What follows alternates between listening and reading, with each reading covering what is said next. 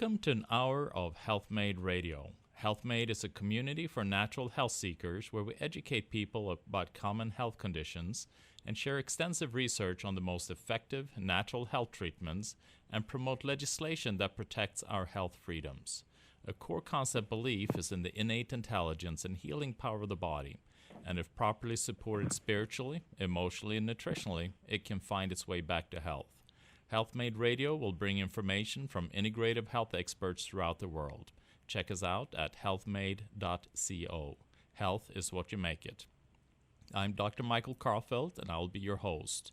Today's guest is Dr. Nicholas Scalzo. Dr. Nicholas Scalzo, the principal architect of On-Track Training, completed his doctoral studies at the George Washington University's Executive Leadership Doctoral Program and earned his degree in Human Resource Development, specializing in counseling and human and organizational studies. He earned his MBA at New York Institute of Technology and his undergraduate degree at St. John's University. Nicholas Scalzo is the principal architect of On-Track, a training, consulting, and coaching firm which creates tailored solutions for select clients. The philosophy at On-Track Training is to provide extensive expertise in leadership, interpersonal communications, organizational change, and executive coaching to help clients meet their business goals. In partnership with select clients, they help identify a client's present status and future direction, analyze a gap between the two, and select and implement the steps needed to bridge a gap.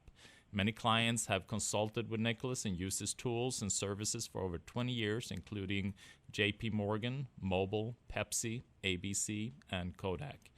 Nicholas co-authored the book Resilience, Turning Your Setback into a Comeback. The book launched on Amazon in December 2018 and quickly became an Amazon #1 bestseller.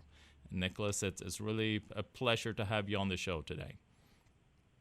Oh, my pleasure to be here, Michael. I'm curious. So obviously there were a number of co-authors in the book Resilience, Turning Your Setback into Comeback, which is so fitting with what we're dealing with nowadays in the present situation. What qualified you to co-author that book? I mean, why did they pick you? Why did they pick me? I guess part of it was the experiences that I've had in my life. What I had gone through with my wife's cancer and eventual death, and also the coaching that I've done with others to help them through job loss and other kinds of tragedies. My own self-development, where I rebounded from career challenges, my professional experiences, my doctoral studies, the work I did after September 11th in New York that focused on the tragedy around that, and organizational memory and radical organizational change. So Kyle Wilson, who was the publisher for the book, he's the one who contacted me and asked me to join people like Dennis Waitley, Chris Widener, Ron White, Keith Elias, Nathan Ogden in writing our chapters. Yeah, I read your chapter in that book, and it was such a powerful chapter, discussing what you went through in regards to your wife's death and the challenges that came along with it. Can you tell me a little bit about what are some of the tools that you're using while you're going through that process? Because at the end of the day, that is the toughest things that you can ever think of, losing a loved one. Yeah, it was really tough to go through, the whole process with the, and of course the grief, the sadness, the questions, jealousy of others who still had their spouses, the loneliness. And actually what kind of set me off from, continuing to think about it was my father-in-law. Because one day he just took me aside and kind of reminded me that I had a lot of things going for me. I was young. I shouldn't be alone. And he told me, you know, she wouldn't want you to be like this, and it's time to, you know, maybe you should find someone else and move on. And that kind of just smacked me in the face, I would say, and got me to realize that, yes, I didn't have to stay like this. I didn't have to always be grieving and be sad. And I said, geez, I've been through this before. You know, I've gone through these kinds of things, you know, in my career where it wasn't going where I wanted it to go. And so I made some changes as a result of that. You know, I had helped other people who were in situations where they lost their jobs.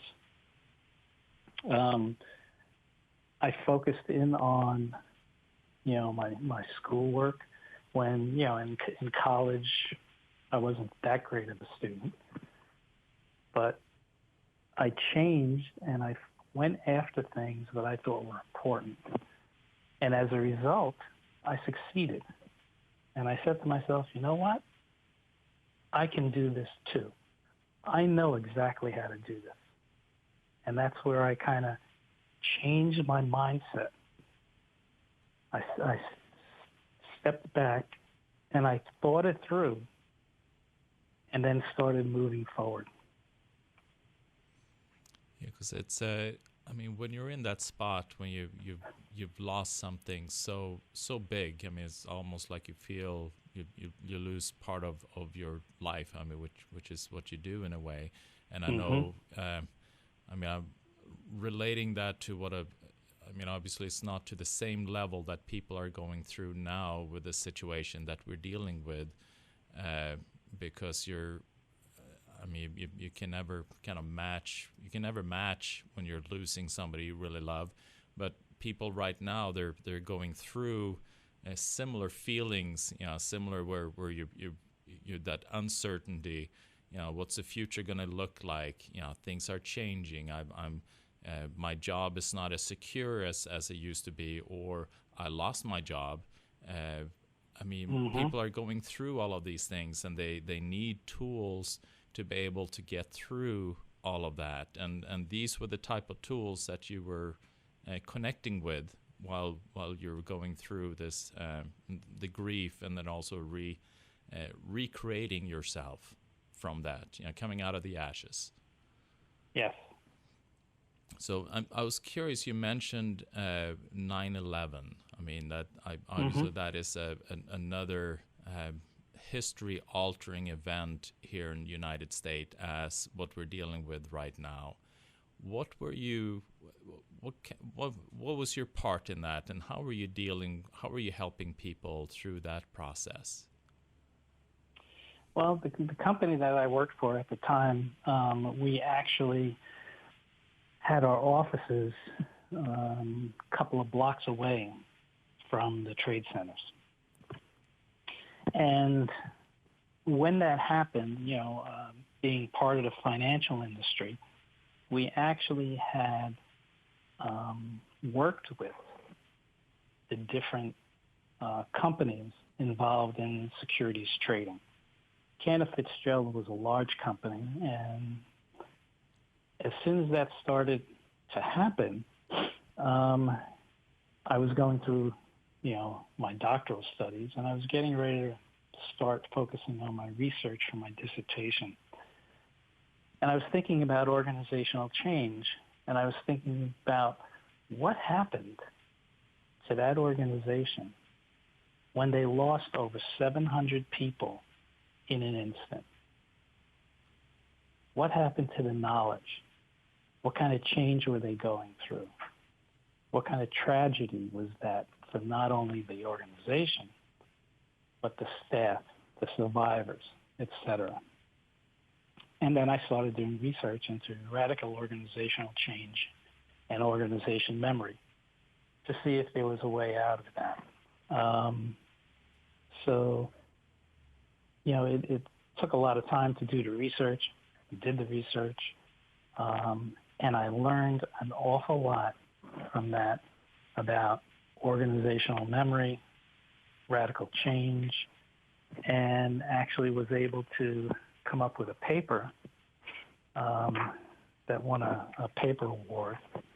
But part of it was I also came up with ways that organizations can prevent, well, not prevent, but anticipate what would happen and how they can protect the organization from it going forward.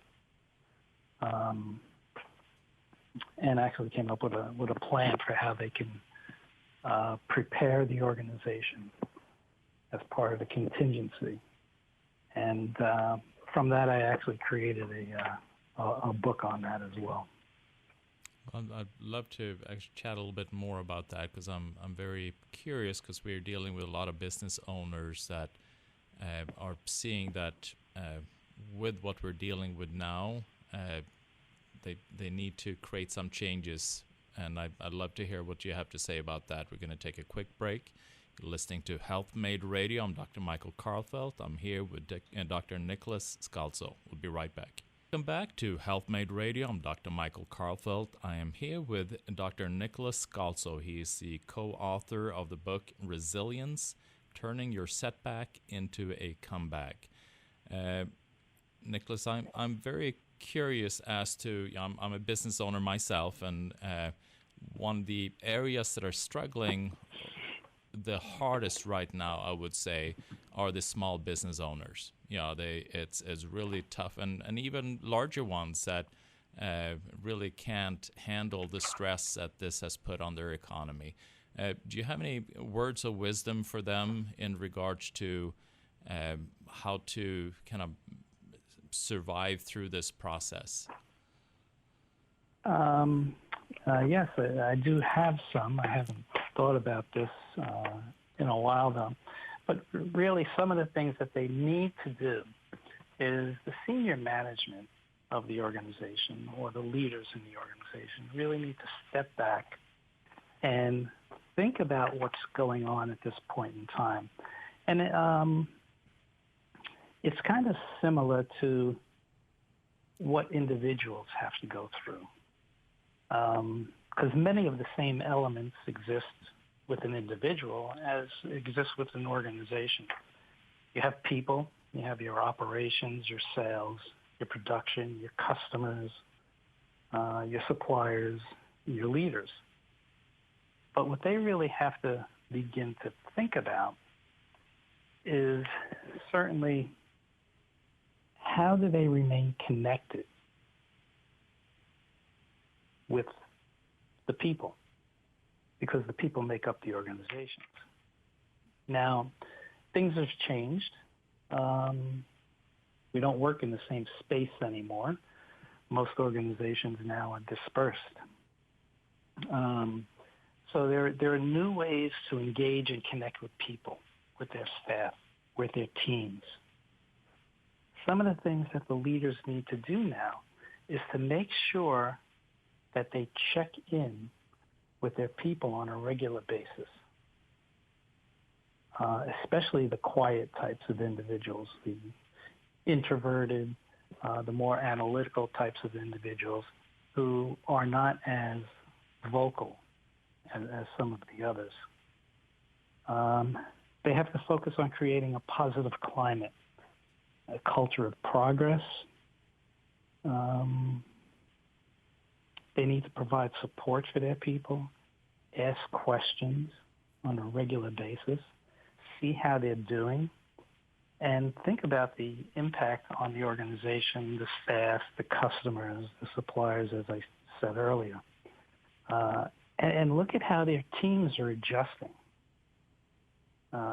People react differently to different situations. We know people have different behavioral styles. And so we have to pay attention to that. As I said, the workplace is going to look different now. It's going to be more collaborative. There's going to be more virtual teams. And actually, Wiley, the publisher, did a survey recently looking at teams. And what they found is that, teams right now are more complex, more fluid, and dispersed than they have ever been. And if you think about it, teams before COVID, about 51% of the teams in organizations had one remote colleague. Right now, 151% of the respondents have actually said, and that's more than, 100%, but everybody's been saying in many different ways that now they have more than one remote colleague.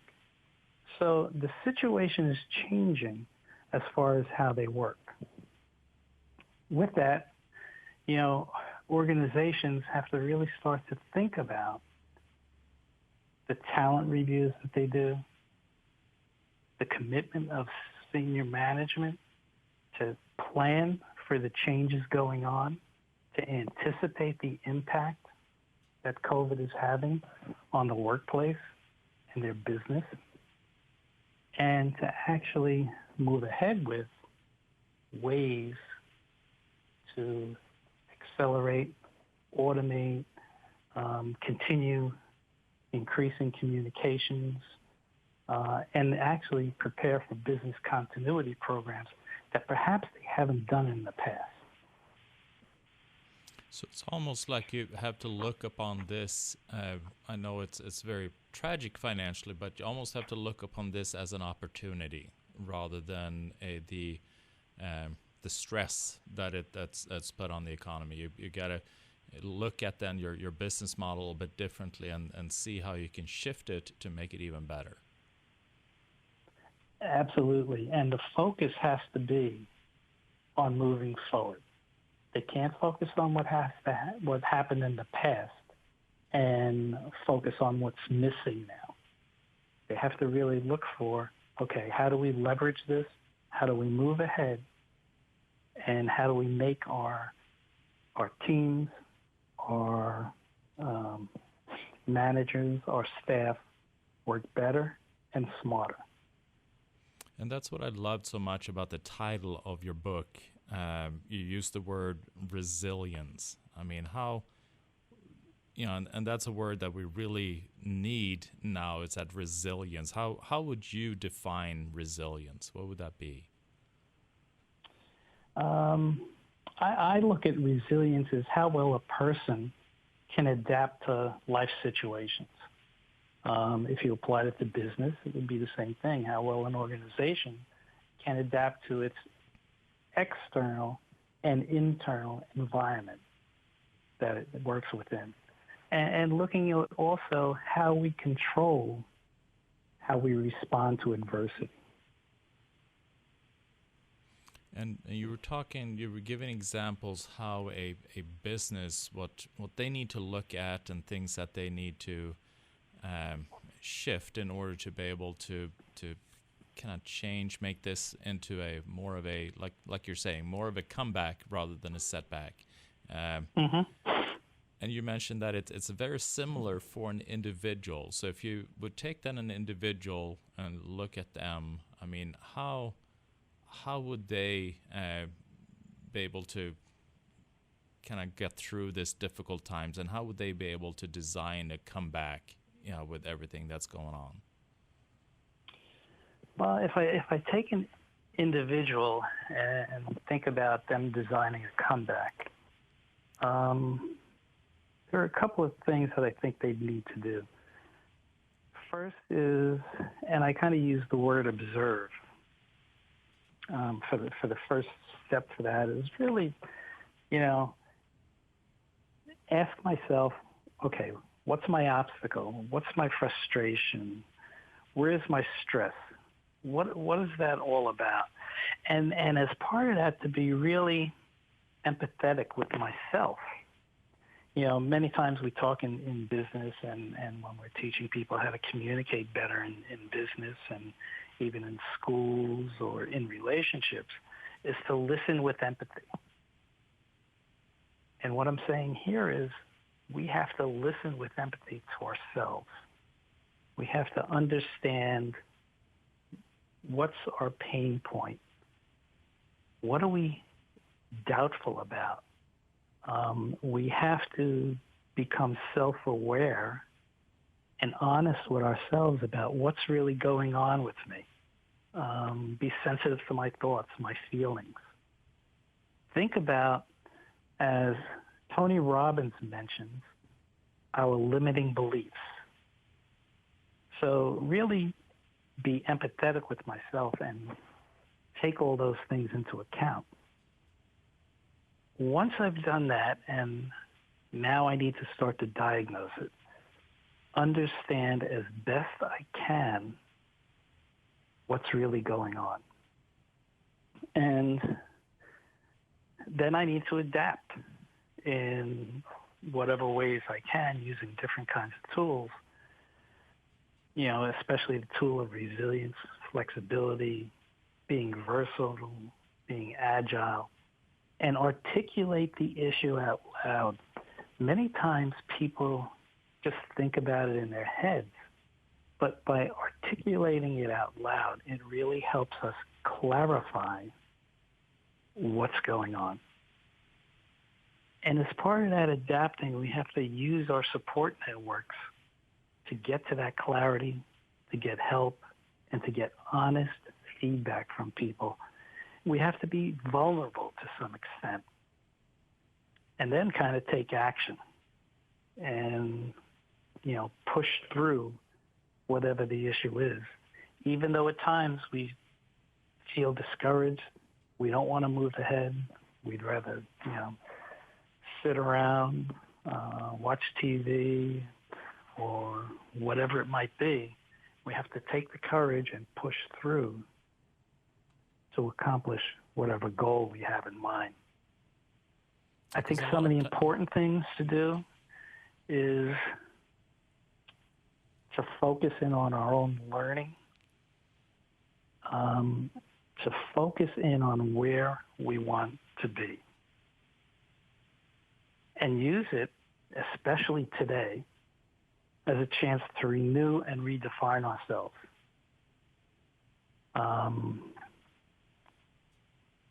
And I would say at sometimes maybe even get a coach and work with a coach to help you move through certain kinds of things. Now, from an organizational point of view, you have a lot of the same kinds of things that the organization needs to do.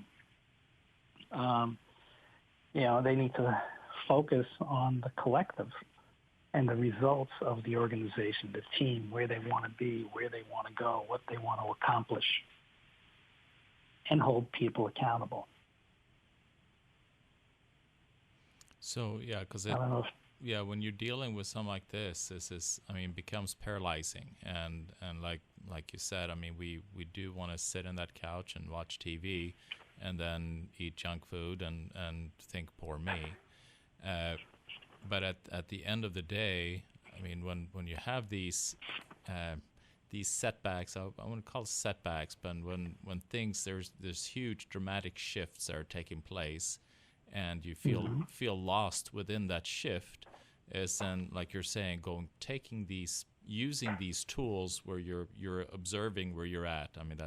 Sitting back instead of being in the whirlwind, taking a step back and observing what's taking place, so that you can then figure out how to position yourself within that. I think that's key. Because one of the last things you want to do is isolate yourself, and basically, being very quiet, not sharing what's going on with you. We have support systems all around us. We're going to have a lot of self-doubt. There'll be plenty of opportunity to focus in on, what we call time wasters.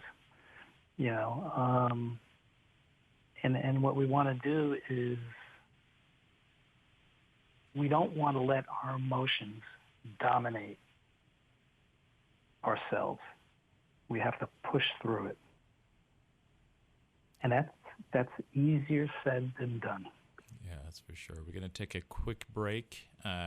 You're listening to Healthmade Radio. I'm Dr. Michael Karlfeldt. I'm here with Dr. Nicholas Scalzo. We'll be right back.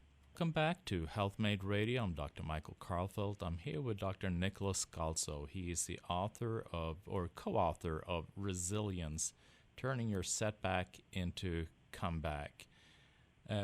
I'm curious. So obviously the mind, your mindset. You were talking about, don't get into your emotions. Don't let your emotions run you. What type of mindset should an individual have in these kind of times?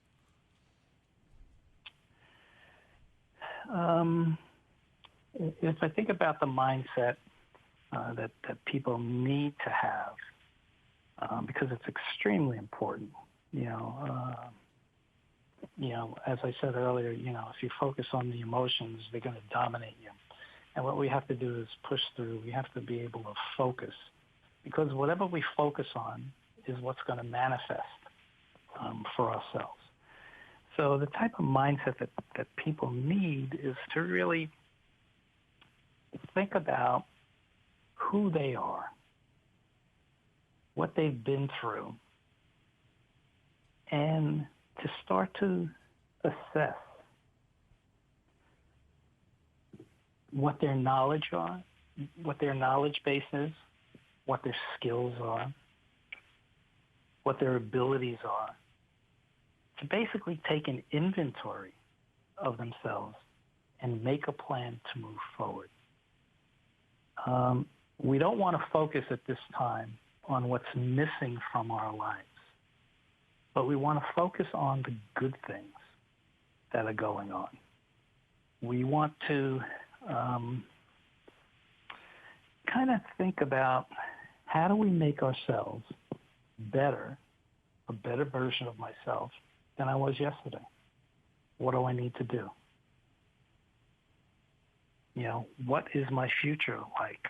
Where do I want to be? And create for myself a call to action and commit to take that action. So, there are certain steps that people can take, where they schedule out their weeks, change their mindset to a positive mindset. People should be using this time now to learn what they want to learn, to read, to research into other things that they want to do. Watching the news or Netflix all day long is not helpful. We have to keep our energies high, and we have to work on our health.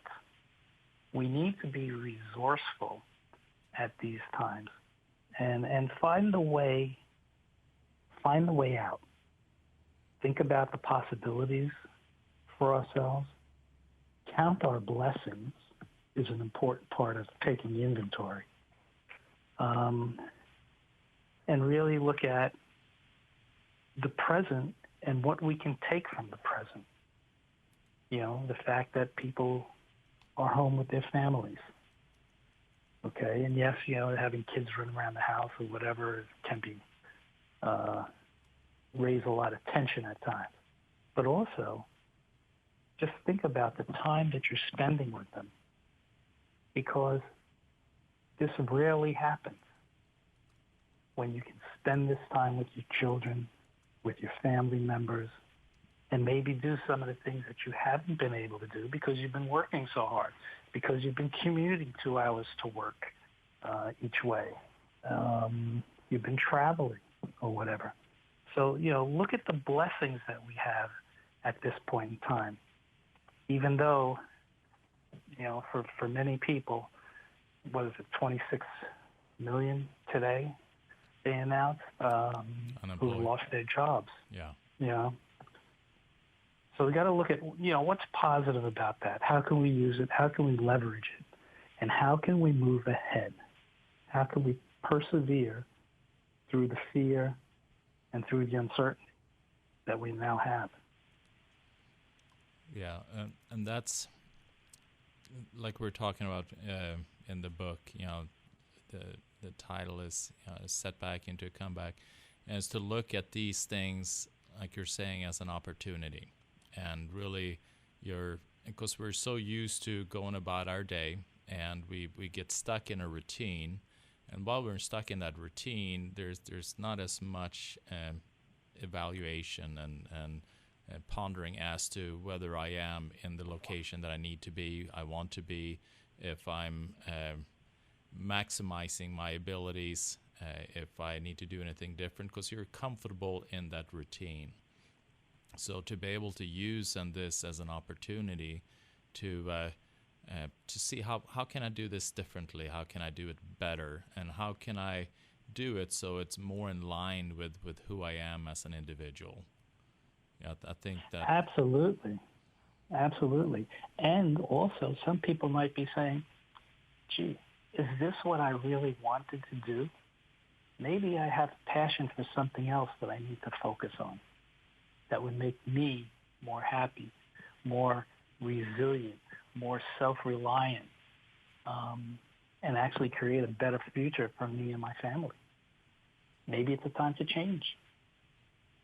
Yeah, it becomes such a tremendous opportunity to reinvent yourself and learning what's really important, like family. I mean, we think that just going to work and spending all those hours and we bringing home a paycheck that it's all I am about. But at the end of the day, it's these relationships that we really need to make sure that we nurture, and especially at this kind of a time, instead of, like you're saying, isolating yourself, then really nurture these relationships, your personal relationships, and then also if you're in a job environment, those relationships there, so that they feel that safety, security, and connection.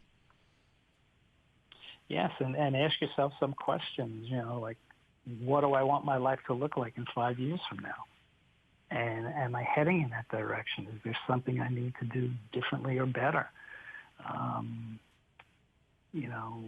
What does success mean to me? Is it where I'm heading? What do I want to become? What kind of impact do I want to have on my family, the community, the world? And is this taking me there? So different things that we can look at and kind of, take an inventory, as I said earlier. And I'm curious, because you worked with so many people and organizations, through these type of things in the past. I'm curious, with all what you've seen, who you've coached, that you worked with, what are some of the frequent obstacles that organizations and people deal with that may not be as apparent, but they're still there and really blocking them from moving forward? Some of the obstacles I alluded to a little bit before, and that is the self-doubt that some people have, or the lack of confidence they have in their abilities, and doing things that really don't move the needle. So part of what we need to do as well, because there's the old time management philosophies, do this, do that. But there are things that at times we shouldn't be focusing on. Now, there are many things that fill our days, but we should kind of look back and say to ourselves, okay, what is it that's really not going to move the needle? What's not going to help me reach my goal? What are these things that are going to get in my way? And many times those are more comfortable things that people do. And what we have to do is kind of step away from that. Yeah, so the key is really, and we do this frequently, like you're saying, we feel good about ourselves because we're staying busy, but we're not recognizing that what we're busy with is something that's really not moving an individual forward. So then to really assess, like you're saying, moving the needle, really assess my activities that I'm doing, what kind of impact do they have? And so you prioritize your activities rather than just taking the one or doing the things that are comfortable. Excellent summary. You said it much better than I did. Well, I don't know about that.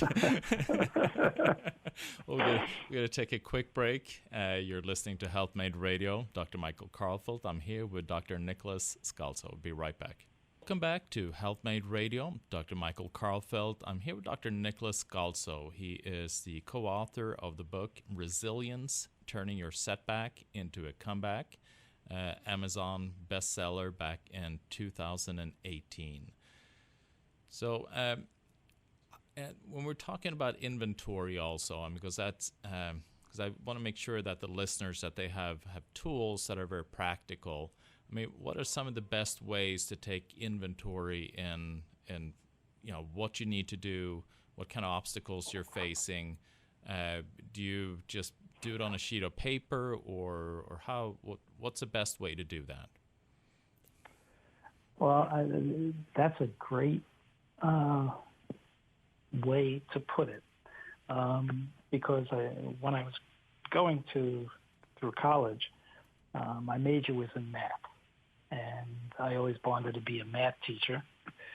Never got there with that.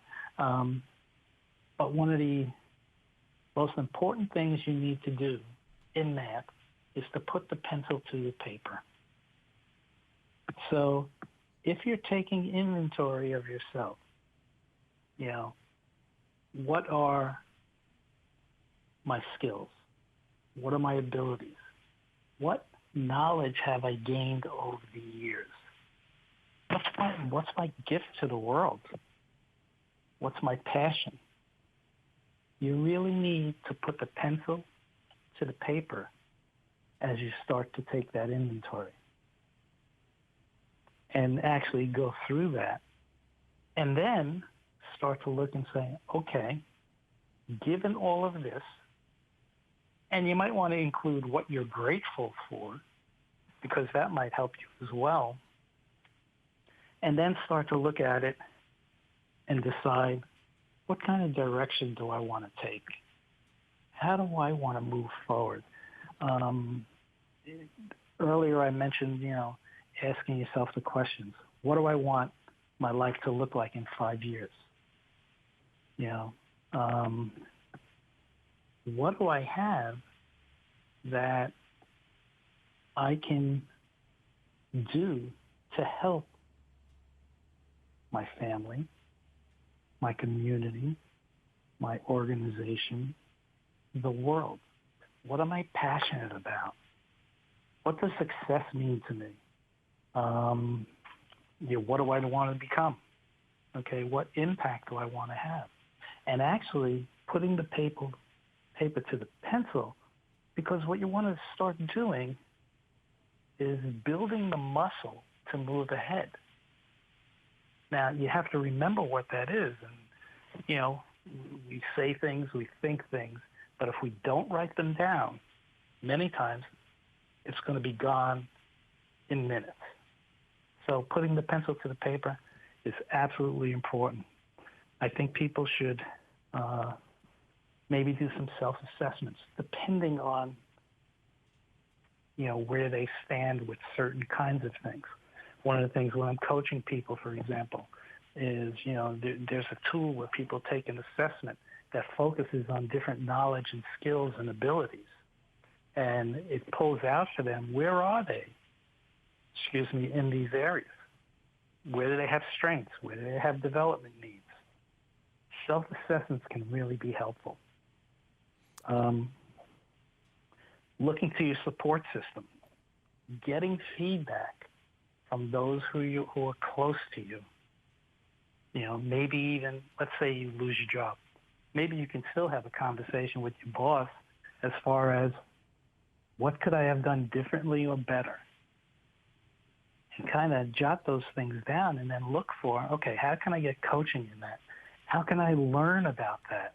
What are some of the things that, maybe I need to study? So that, in fact, what I can do is develop the knowledge and skills that I need to move forward. One of the things we have to do is feed our mind every day. Jim Rohn used to say that, weeds will grow automatically, and what you have to do is feed your mind to change it. Well, that's what we have to do also.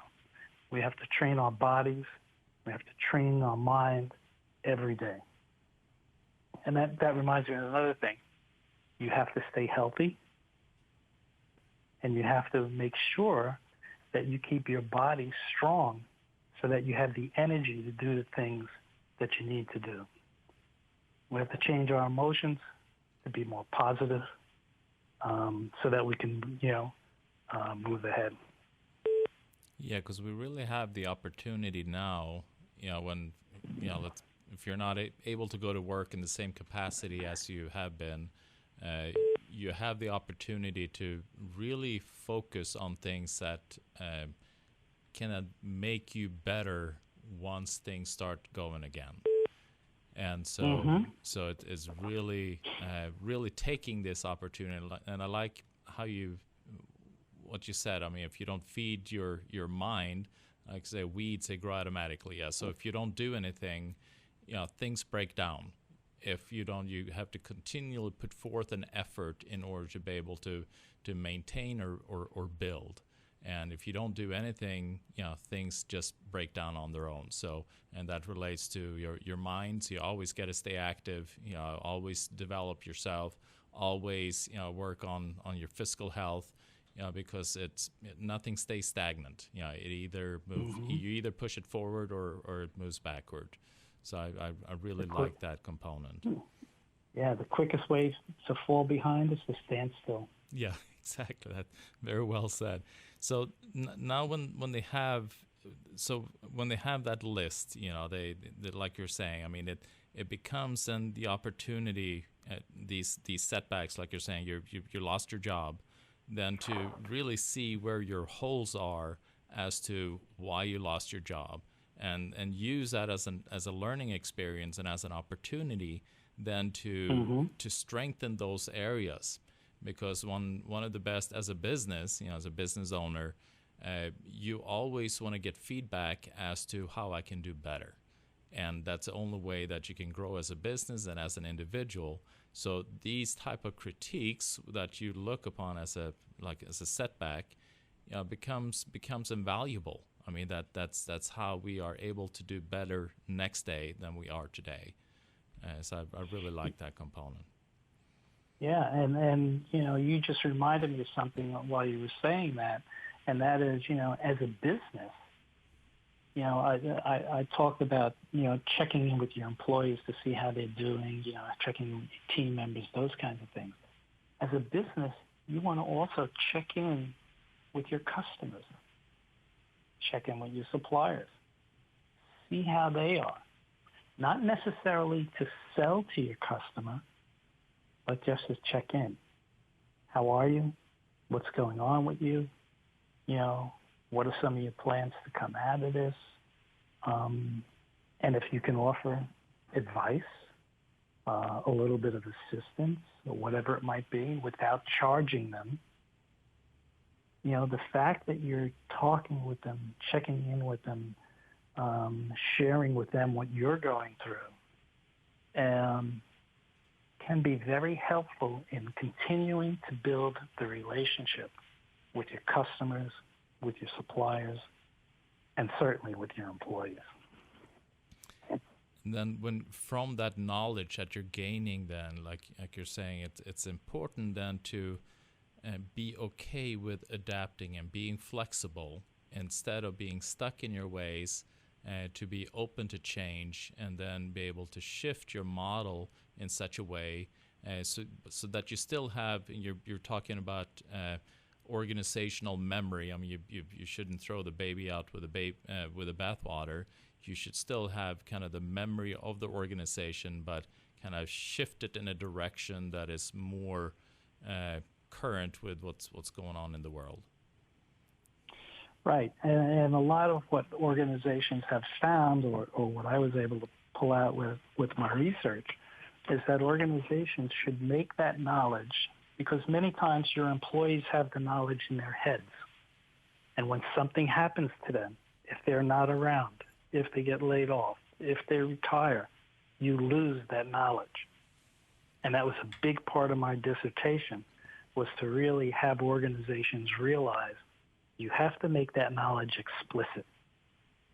You can't have too much tacit knowledge in the organization. It needs to be explicit, and you need to save it in different places, whether it's on systems, in policy manuals, procedure manuals, cue cards or job aids, different kinds of things. Because once the memory goes, when that person leaves the organization, it's going to be tough to get back. Yeah, and I think that... And then there are certain things that organizations do want to forget as well. Yeah, exactly. Well, and I think that relates a lot to an individual as well. As you are shifting yourself, it doesn't mean that you should completely nullify who you are. I mean, this is the key is to still have your identity, still have find your strength, and so not let go of your identity as you're adapting and being flexible. Exactly. And at times you're going to look back and you're going to say, you know what? This thing that I'm doing over here really isn't helpful to me. I need to let it go. Yeah, I love that. Well, Nicholas, it's been such a pleasure, and your words of wisdom is something that is really needed at this time with all the changes that are taking place. And we frequently hear that the world is not the same after this, and so people are then afraid as to what is my place in the world if it's not going to be the same. So I really appreciate all the information and the knowledge that you've been able to share today. Oh, you're most welcome. And if any of your listeners, have any other questions or whatever, they can certainly email me. You have my email address, so you can share that with them, or I can give it to you now, whatever you want. Yes, actually, if there's a way that our listeners can find out more about what it is that you do, I would love for you to share that information. Okay. Yeah, the email is N as in Nicholas, J as in John, and then the last name Scalzo. That's S as in Sam, C as in Charles, A, L, Z like zebra, O, at on track, one word, -training.com. And they can learn more about what it is that you do also on ontracktraining.com as well, correct? Yes. Mm-hmm. Okay, wonderful. And they can also join the mailing list, and so they can get my blogs and podcasts and things like that. Wonderful. Well, thank you so much, Nicholas. I really appreciate it. That is it for today. You're listening to Healthmade Radio. Remember, health is what you make it. Check us out at healthmade.co.